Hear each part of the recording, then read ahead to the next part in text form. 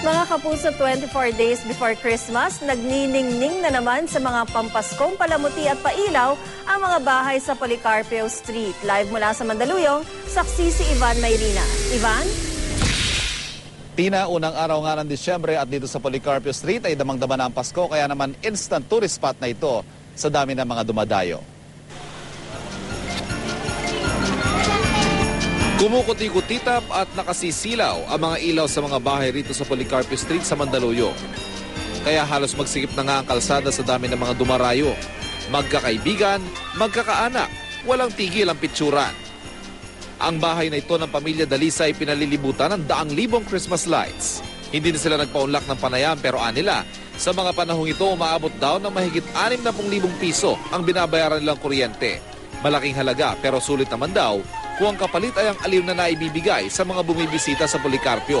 Actually, nasabi na ng friend ko na every year meron daw ganitong sa mga bahay. So, we decided to go here just to experience these beautiful lights. Was it worth the trip? Yes! Ramdam na ba yung Pasko pag nandito ka? Kasi sa dami ng ilaw na ikutin mo rin sa Policarpio. O baka naman gusto mong gayahin sa bahay mo? Ay, mahal nga lang sa kuryente yan. It's really beautiful and I admire the creativity and the innovativeness of the Filipinos. Si Mrs. Norma Lim, 15 taon ng tradisyon ng paggayak sa kanyang bahay tuwing Pasko. Hindi siyempre nawawala ang kanyang higanting Belen. Futuristic ang tema ngayong taon ng kanyang mga ilaw at para tipid sa kuryente, LED lights na ang gamit niya. What's behind the tradition? Ay, magpasaya. Nakita mo na may mga bata, ayan, nagpuntahan dito talaga. Patok ding atraksyon sa Policarpio Street ang Santa Claus House ni Mrs. Ching Suva. Simula pagkabata, paborito na raw niya si Santa Claus.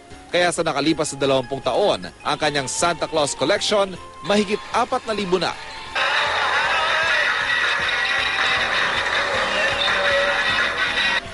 May biker Santa, drummer Santa at kung ano-ano pa. Pati nga mga pinggan at kubyertos, Santa Claus din ang tema.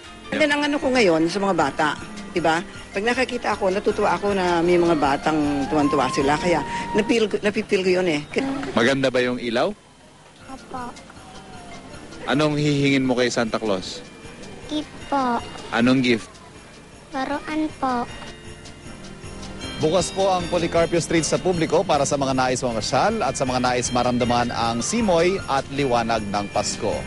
Advance Merry Christmas po mula sa Policarpio Street sa Mandaluyong. Ako si Ivan Mayrina, ang inyong saksi.